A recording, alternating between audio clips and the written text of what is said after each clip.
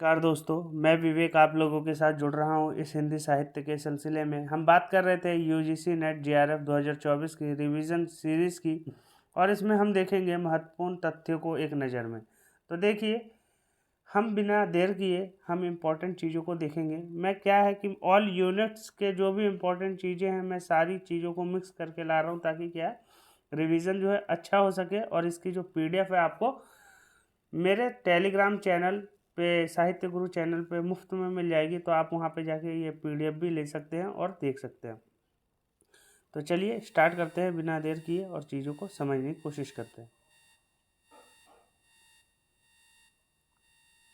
देखिए, पाश्चात्य काव्य शास्त्र का है।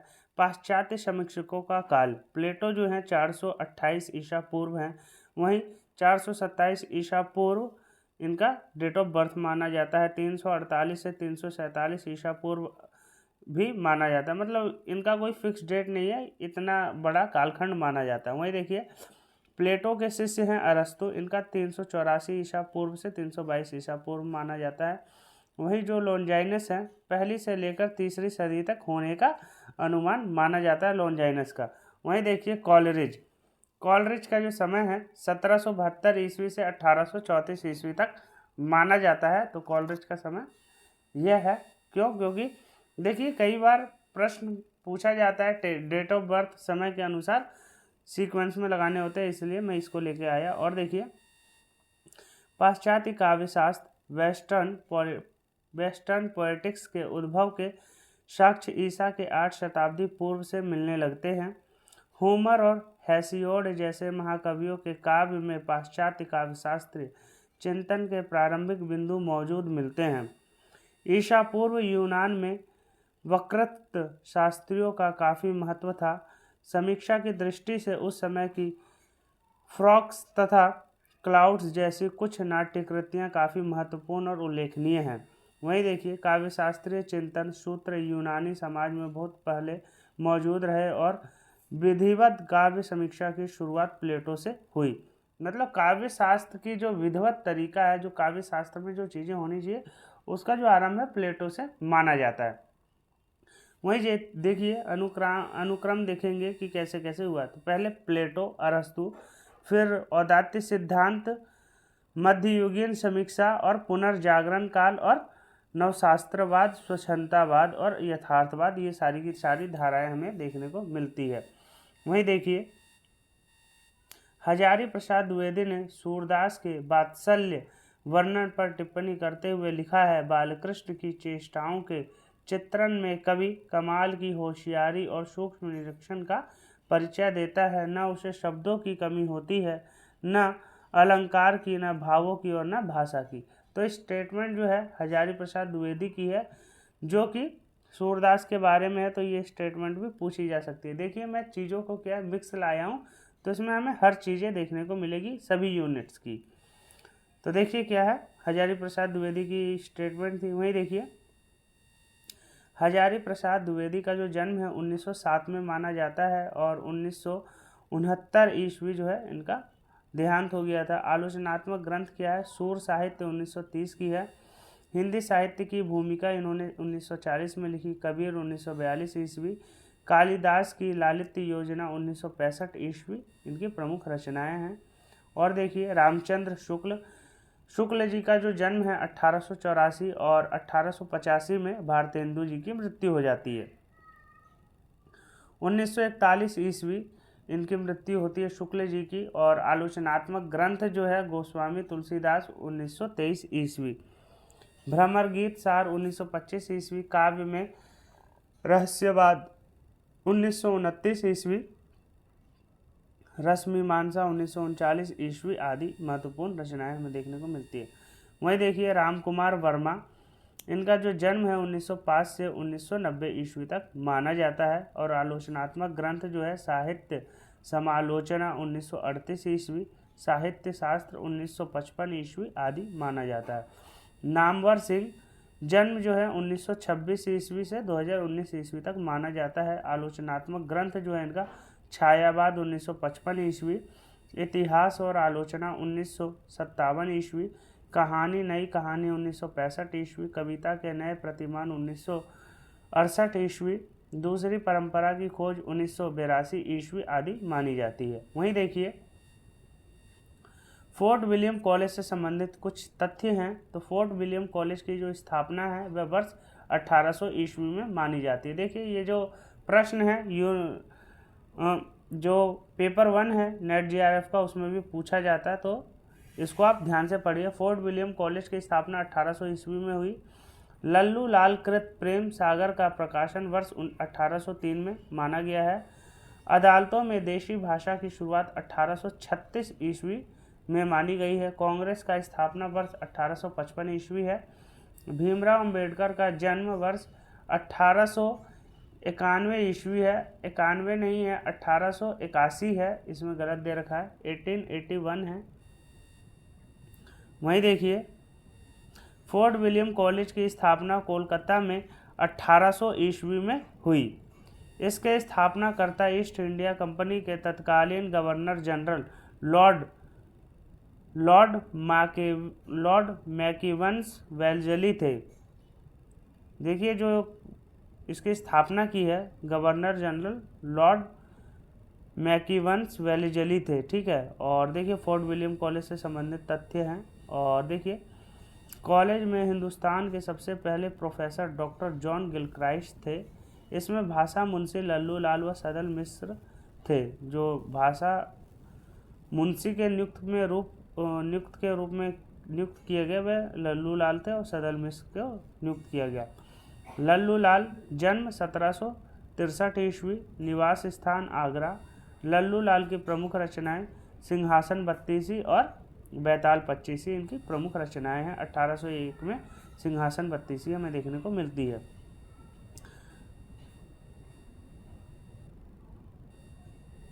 वहीं देखिए लल्लू लाल का जो जन्म है 1763 ईस्वी, निवास स्थान आगरा। लल्लू लाल की प्रमुख रचनाएं देखिए सारी की सारी यहाँ लिखी हुई है। सिंहासन बत्तीसी 1801 में, बैताल पच्चीसी 1801 ईस्वी, माधोनल 1801 ईस्वी, राजनीति 1802 ईस्वी, शकुंतला नाटक 1801 ईस्वी, सभा विलास 1815 ईस्वी, माधव विलास 1817 ईस्वी, लाल चंद्रिका 1818 ईस्वी, बिहारी सतसई की टीका, ये सारी की सारी इनकी रचनाएं हमें देखने को मिलती है। कांग्रेस की स्थापना 28 दिसंबर 1885 ईस्वी में ओ यू ह्यूम, दादा भाई नारोजी और दिनशा वाचा ने की। वहीं देखिए 1947 में स्वतंत्रता के बाद कांग्रेस भारत की प्रमुख राजनीतिक पार्टी बन गई और आज के समय में भी कांग्रेस पार्टी का वर्चस्व है।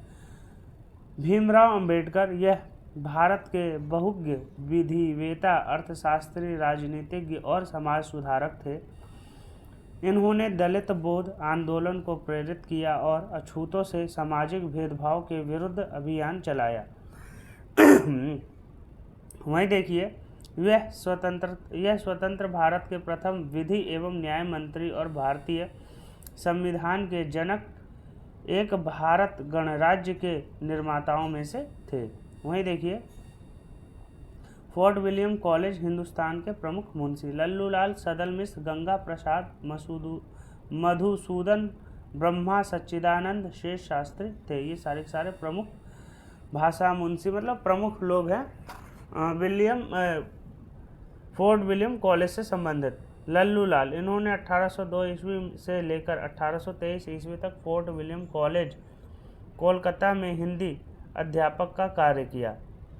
इनका एकमात्र मौलिक ग्रंथ ब्रज भाषा व्याकरण माना जाता है।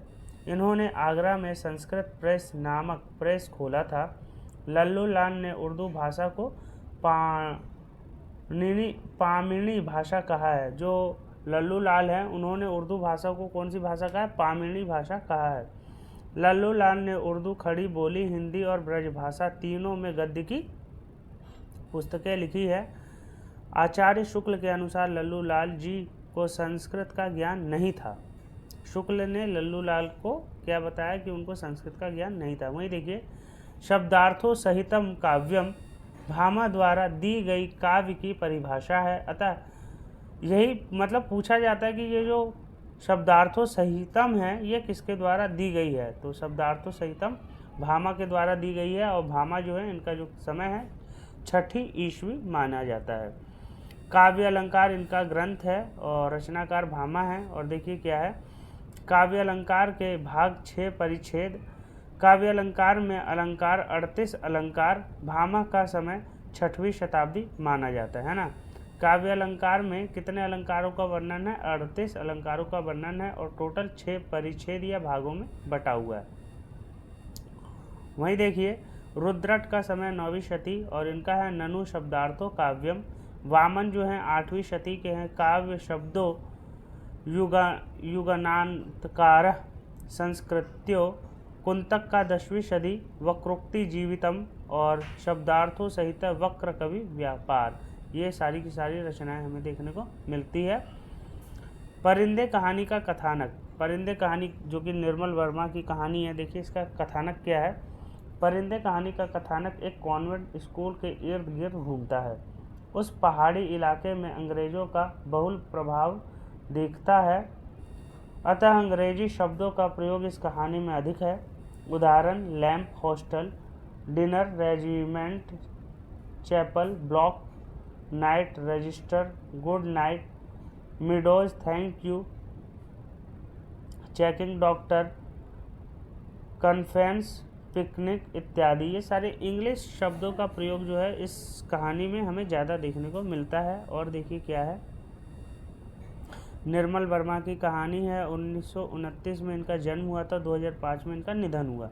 हिंदी के आधुनिक कथाकारों में एक मूर्धन्य कथाकार और पत्रकार थे। कहानी संग्रह इनकी है परिंदे 1959 ईस्वी की, जलती झाड़ी 1965 ईस्वी, पिछली गर्मियों में 1968 ईस्वी, बीच बहस में 1973 ईस्वी, मेरी प्रिय कहानियाँ 1973 ईस्वी, यात्रा संस्मरण व डायरी, चीड़ों पर चांदनी 1963 ईस्वी, हर बारिश में 1970 ईस्वी, धुंध से उठती धुन 1977 ईस्वी। वहीं देखिए थोड़ा हम समास को देखेंगे। तत्पुरुष समास के भेद। कर्म तत्पुरुष समास, करण तत्पुरुष समास और संप्रदाय तत्पुरुष समास और अपादान तत्पुरुष समास। तो देखिए हम सभी समासों को देखना शुरू करते हैं। देखिए क्या है, कर्म तत्पुरुष समास जो है इसमें कर्म कारण की विभक्ति को का लोप हो जाता है, जैसे कि ग्रहागत, ग्रहागत, गृह को आगत। ये जो ग्रहागत बना है, ग्रहागत जो शब्द बना है इसका पूरा शब्द है गृह को आगत। तो इसमें क्या है, इसमें को का लोप हो गया, मतलब को हटा करके गृह आगत बना दिया। ठीक है। वहीं देखिए करण तत्पुरुष समास में क्या है, इसमें करण कारण की विभक्ति से को लोप हो जाता है, जैसे कि कामचोर, काम से जो चोरी करता है उसको हम क्या कहते हैं, कामचोर। वहीं संप्रदान तत्पुरुष समास में देखिए क्या है, इसमें संप्रदान कारक की विभक्ति के लिए का लोप हो जाता है, जैसे हथ घड़ी, हाथ के लिए घड़ी को क्या हमने कह दिया, हथ घड़ी। अपादान तत्पुरुष समास क्या होता है, इसमें अपादान कारक की विभक्ति से पृथक का लोप हो जाता है, जैसे कि नेत्रहीन, जो नेत्र से हीन होता है उसको हम क्या कहते हैं, नेत्रहीन। तो इसमें से का लोप हो गया, मतलब हट गया। संबंध तत्पुरुष, संबंध तत्पुरुष में संबंध कारक के चिन्ह या विभक्ति का के की का लोप हो जाता है, जैसे कि प्रसंगानुसार, प्रसंग के अनुसार। तो प्रसंगानुसार क्या हो गया, संबंध तत्पुरुष समास हो गया। और अधिकरण तत्पुरुष समास क्या हो गया, इसमें अधिकरण कारक की विभक्ति में पर पे का लोप हो जाता है, जैसे कि पुरुषों में जो उत्तम है उसको हम क्या कहते हैं, पुरुषोत्तम। पुरुषों में जो उत्तम है उसको हम क्या कहते हैं, पुरुषोत्तम। वहीं देखिए आषाढ़ का एक दिन जो नाटक है मोहन राकेश का, उसको देखते हैं। रचना इसकी कब की है, 1958 ईस्वी। यह एक ऐतिहासिक नाटक है। आषाढ़ का एक दिन नाटक के नायक संस्कृत के महान कवि कालिदास हैं। यह नाटक 3 अंकों में विभाजित है। पात्र इसमें है कालिदास, मल्लिका, अंबिका, विलोम तथा प्रिय मंजरी। प्रिय मंजरी है ना। आषाढ़ का एक दिन नाटक की घटनाओं का सही देखिए क्रम क्या है। मल्लिका घाटी की पहाड़ी से नीचे उतर आई है। वहीं तुम जिसे भावना कहती हो वह केवल छलना और आत्म प्रवंचना है। आज ग्राम प्रदेश में कई नई आकृतियां देख रहा हूँ। दंतुल के बाण से हिरण शावक आहत होता है। ग्राम का उत्सव कोलाहल अंबिका के मन को और अशांत करेगा। वही देखिए मोहन राकेश के जो नाटक है, प्रमुख नाटक, वो कौन कौन से हैं? लहरों के राजहंस 1963 ईस्वी, आधे अधूरे 1969 ईस्वी, पैरों तले की जमीन अधूरा नाटक। वहीं इनकी जो एकांकियाँ हैं, एकांकिकी वो देखते हैं। अंडे के छिलके, सिपाही की माँ, प्यालियाँ टूटती हैं, बहुत बड़ा सवाल।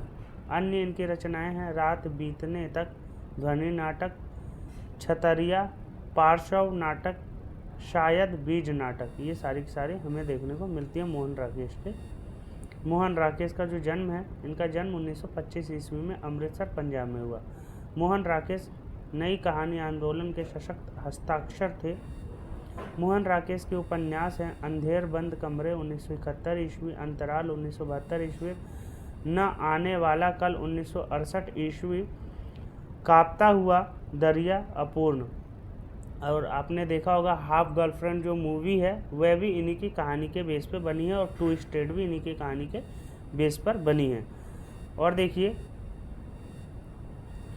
बुझत श्याम कौन तू गोरी, कहाँ रहती काकी तू, बूटी देखी नहीं कबहू ब्रज खोरी।